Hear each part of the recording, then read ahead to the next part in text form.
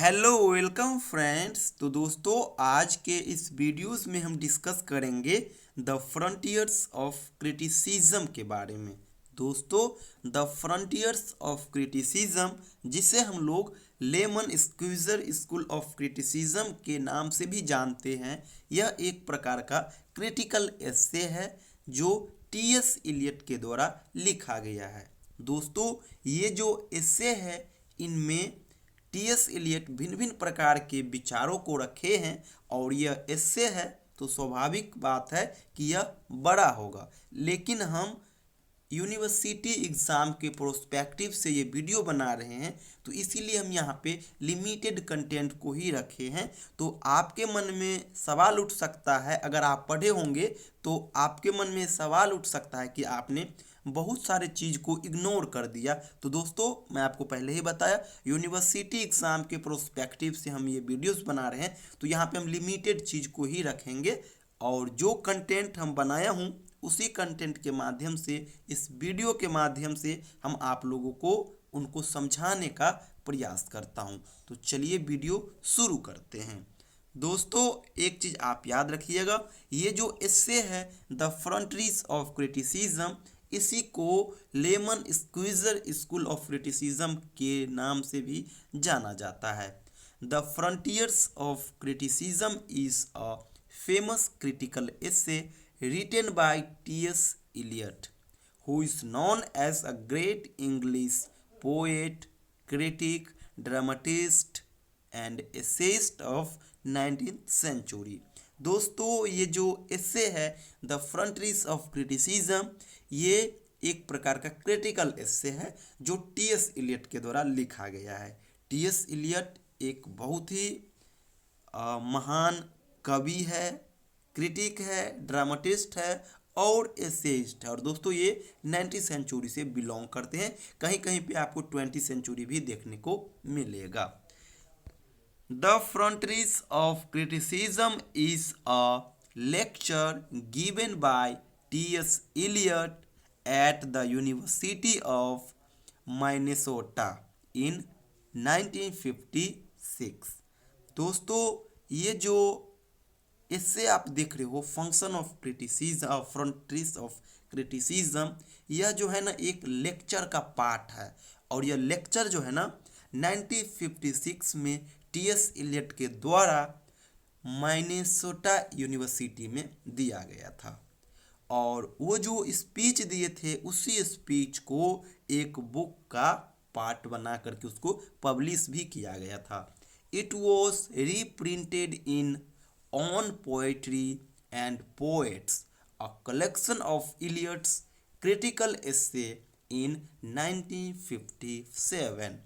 दोस्तों ये जो क्रिटिकल एस्से है द फ्रंटियर्स ऑफ क्रिटिसिज्म, इसको दोबारा से प्रिंट किया गया 1957 में। और कहाँ किया गया? तो टी.एस. इलियट का जो एस्से का कलेक्शन है ऑन पोएट्री एंड पोएट्स, इसमें in this critical essay his main purpose is to throw light on the limits of criticism. दोस्तों इस क्रिटिकल एस्से में टी.एस. इलियट एक ही पॉइंट्स के ऊपर फोकस किए हैं और वो पॉइंट्स है दोस्तों लिमिट्स ऑफ क्रिटिसिज्म। दोस्तों फ्रंटियर्स ऑफ क्रिटिसिज्म का अर्थ ही होता है limits of criticism, boundaries of criticism. यहाँ पे दोस्तों टी.एस. इलियट बताए हैं कि जिस प्रकार से हर चीज़ का एक दायरा होता है, लिमिट होता है, इसी प्रकार से क्रिटिसिज्म का भी एक अपना लिमिट्स और दायरा होता है।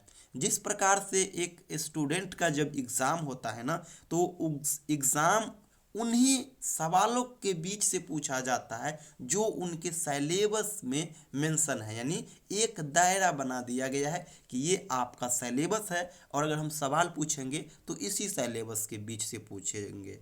तो यही यहाँ पे टी.एस. इलियट कह रहे हैं कि जब हर चीज़ का एक दायरा होता है तो क्रिटिसिज्म का भी एक दायरा होता है और हमें इस दायरे के अंदर रह कर के ही अपना भिन्न भिन्न प्रकार का क्रिटिसिज्म करना चाहिए। आगे टी.एस. इलियट कहते हैं critical truth are not permanent and universal, T S Eliot कह रहे हैं कि क्रिटिकल जो ट्रूथ होता है ना, ये परमानेंट और यूनिवर्सल नहीं होते हैं। They can not be valid for all times and ages. ये हर समय और एज के लिए वैलिड नहीं हो सकते हैं, क्योंकि हर चीज़ टाइम टू टाइम बदलता है, तो ये भी बदलता है। Every new generation has its own value and creates its own critical truth. T S Eliot कह रहे हैं कि जिस प्रकार से जनरेशन आगे बढ़ रहे हैं, न्यू न्यू चीज़ें आ रहे हैं और जो वो सोचते हैं वही होते हैं, यानी जिस प्रकार से जनरेशन ग्रो कर रहा है, इस प्रकार से इन चीज़ों में भी इजाफा होना चाहिए। There is a fundamental difference between literary truth and truth of social and physical sciences. T S Eliot कह रहे हैं कि लिटरेरी ट्रूथ और साइंस और फिजिकल ट्रूथ में अंतर होता है। आगे टीएस इलियट बता रहे हैं कि मीनिंग क्या है इसका। The meaning of frontiers of criticism is the limits of literary criticism. आपको पहले ही बताया, ये जो आपका एस्से है फ्रंटरीज ऑफ क्रिटिसिज्म, इसका अर्थ ही है लिमिट ऑफ लिटरेरी क्रिटिसिज्म, और इसी के ऊपर इस एस्से में टीएस इलियट बात भी कहे हैं कि हर चीज़ का एक दायरा होता है, तो क्रिटिसिज्म का भी एक दायरा होना चाहिए। हम सभी क्रिटिक को इसी दायरे में रह करके क्रिटिसिज्म करना चाहिए। According to T S Eliot, critic has to promote the understanding and enjoyment of the reader। T S Eliot कह रहे हैं कि हमें उन चीज़ों को प्रमोट करना चाहिए जो चीज़ रीडर को चीज़ों को समझने में और इंजॉय करने में मदद करता है, यानी अंडरस्टैंडिंग एंड इंजॉयमेंट, इन दो चीज़ पे ये जोड़ दिए हैं। In the essay frontiers of criticism, T S Eliot says that a literary critic must have other interest. He may be interested in psychology, sociology, pedology, etc. But his main interest must be in literature। T S Eliot का कहना है कि एक critic का जो है ना interest, वो हर चीज़ में होना चाहिए। लिटरेचर में तो होना ही चाहिए, बट अन्य चीज़ों में भी उसका इंटरेस्ट होना चाहिए, क्योंकि लिटरेरी क्रिटिक को क्रिटिक करने के लिए भिन्न भिन्न क्षेत्रों का अनुभव होना बहुत ही ज़रूरी है। इसीलिए लिटरेचर का अनुभव तो उनके पास होना सर्वप्रथम बहुत ही ज़रूरी है, लेकिन इनके साथ साथ अन्य क्षेत्र का अनुभव भी इनके पास होना चाहिए, जैसे साइकोलॉजी हो गया, सोशियोलॉजी हो गया, पेडोलॉजी होगा, क्योंकि जब उनके पास भिन्न भिन्न क्षेत्रों का अनुभव होगा ना, तो एज अ क्रिटिक वो एक दो चीज़ को रिलेट करके क्रिटिसाइज करेंगे चीज़ों को। तो यहाँ पे ये बताए हैं टीएस इलियट। आगे टीएस इलियट कह रहे हैं, a literary critic should try to explain the beauty of work of literature with view to helping his readers to understand and enjoy the poetry. T S Eliot कह रहे हैं कि literary critic को beauty of work of literature, यानी साहित्यिक कार्य की सुंदरता का जो वर्णन है ना, ये क्रिटिक को करना चाहिए, ताकि रीडर चीज़ों को ढंग से अंडरस्टैंड यानी समझ भी सके और इंजॉय भी कर पाए।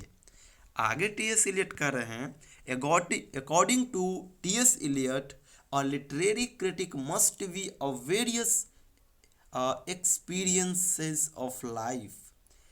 He must have self-confidence and certain principles which helps him to perform his duty as a literary critic more properly। T S Eliot कह रहे हैं कि literary critic must have a various experience of life, कि critic के पास life का experience होना चाहिए, उन्हें अनुभव होना चाहिए, अपने जीवन के हर एक पड़ाव का अनुभव होना चाहिए, क्योंकि जब वो हर सिचुएशन से गुजरे होंगे और उनका अनुभव उनके पास होगा, तो वो उन अनुभव को फील करते हुए अपना क्रिटिसिज्म को लिखेंगे। टीएस इलियट कह रहे हैं कि He must have self-confidence and certain principle which helps him to perform his duty as a literary critic more properly. उसके पास कुछ सिद्धांत होना चाहिए, सेल्फ कॉन्फिडेंट होना चाहिए ताकि वो चीज़ों को ढंग से डिलीवर कर पाए, लाइफ का एक्सपीरियंस होना चाहिए ताकि उस आधार पे वो क्रिटिसाइज कर सके।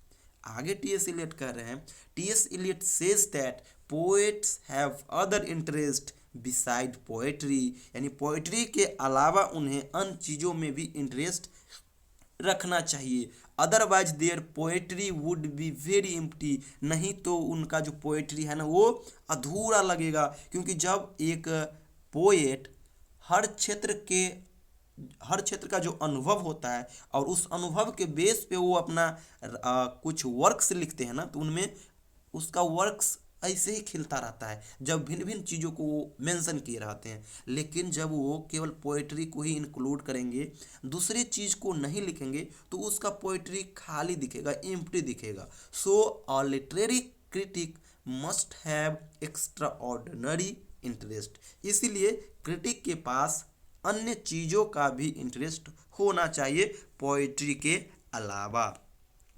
दोस्तों, इन तमाम चीज़ों पे टी.एस. इलियट इस एस्से में बात किए हैं। कुछ और टॉपिक है जिसके ऊपर टी.एस. इलियट बात किए हैं, तो इसको भी हम यहाँ पे कवर कर लेते हैं। In frontiers of criticism T S. Eliot says that, और यहाँ पे हम एक बार पूरे को रिवाइज कर लेते हैं। यहाँ पे पहला जो चीज़ है जिस पे टी.एस. इलियट अपना ध्यान आकर्षित किए हैं वो है frontiers of criticism means the limits of literary criticism, यानी फ्रंटरीज ऑफ क्रिटिसिज्म का अर्थ ही है लिमिट्स ऑफ लिटरेरी क्रिटिसिज्म, यानी या फिर बाउंड्री ऑफ लिटरेरी क्रिटिसिज्म।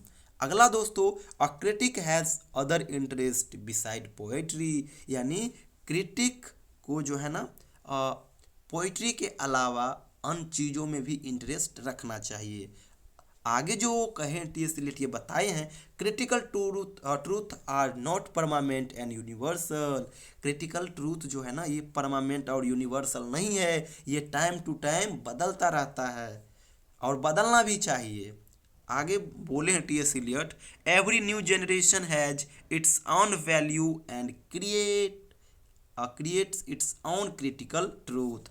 आगे बोले हैं, a critic has to promote the understanding and enjoyment. ये बोले हैं कि अंडरस्टैंडिंग और इंजॉयमेंट, इन दो चीज़ों को प्रमोट करना चाहिए क्रिटिक को। टी.एस. इलियट बताए हैं, a critic must have a wide experience. T S. Eliot का कहना है कि एक क्रिटिक के पास वाइड एक्सपीरियंस होना चाहिए। जब इसके पास भिन्न भिन्न सिचुएशन का अनुभव होगा, एक्सपीरियंस होगा, तो वो उन चीज़ को रिलेट करते हुए अपना क्रिटिसिज्म लिखेंगे। नहीं तो बहुत सारे ऐसे राइटर होते हैं जो भिन्न भिन्न चीज़ों का अनुभव उनके पास नहीं होता है और वो उन बेसिस पे एक सिर्फ कल्पना करके अपने वर्क्स को लिखते हैं। लेकिन आप जब एक्सपीरियंस करे रहेंगे तो उसको समझिए प्रेजेंट कर रहे होंगे अपने वर्क्स के माध्यम से। आगे बताए हैं, critic should always remember the difference between explanation and understanding. The duty of a critic is to find out the fact about work of art.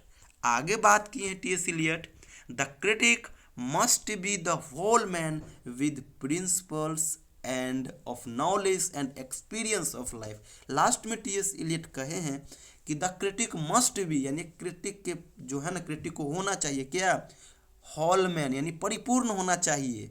किन चीज़ से, तो भिन्न भिन्न प्रकार के सिद्धांतों से, भिन्न भिन्न प्रकार के नॉलेज से, एंड जो उनके लाइफ में भिन्न भिन्न आयु वर्ग में जो घटना घटित हुई है उनका एक्सपीरियंस। तो इन तमाम चीज़ों के ऊपर इस एस्से यानी द फ्रंटरीज ऑफ क्रिटिसिज्म में टी.एस. इलियट बात किए हैं। दोस्तों, यूनिवर्सिटी एग्ज़ाम के प्रोस्पेक्टिव से हम इस आंसर को कवर किए हैं। हो सकता है बहुत सारे चीज़ों को हम यहाँ पे इग्नोर भी कर दिए होंगे, क्योंकि इससे बहुत बड़ा होता है, कोई भी इससे बहुत बड़ा होता है, लार्ज लेवल पे उसका कंटेंट होता है। लेकिन हम यूनिवर्सिटी एग्ज़ाम के प्रोस्पेक्टिव से ये आंसर आप लोगों को बता रहे हैं, तो हम इतना भी अगर कर देंगे तो हमको बहुत अच्छा मार्क्स मिल जाएंगे। वैसे जो एक समरी आप कहते हो, इससे का सार कहोगे, ये इसी से आप समझ सकते हो, क्योंकि मैंने मेन पॉइंट्स को यहाँ पे डिस्कस कर लिया। दोस्तों, ये जितने भी आप देख रहे हो इससे, ये सभी क्रिटिसिज्म का एक पार्ट है।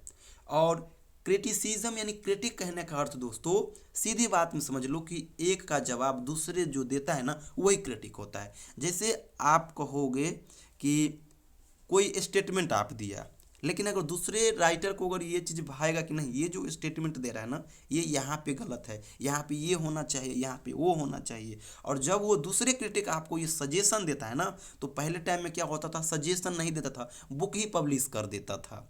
जैसे देखिए, ट्रेडिशन एंड इंडिविजुअल टैलेंट्स है, टी.एस. इलियट का ही है। यहाँ पे उन्होंने बहुत सारे पॉइंट्स ऑफ व्यू रखे हैं, लेकिन एक राइटर ने उनके पॉइंट्स ऑफ व्यू को अपोज किया, तो फिर वो फंक्शन ऑफ क्रिटिसिज्म लिख डाले। उन राइटर्स जो उनके द्वारा दिए गए सिद्धांतों का जो है ना वो क्रिटिसाइज किया, तो उन्हीं को लेकर के उनके बातों को उनका जवाब कह सकते हो, उनके क्वेश्चन का जवाब देने के क्रम में वो फंक्शन ऑफ क्रिटिसिज्म को लिख डाले।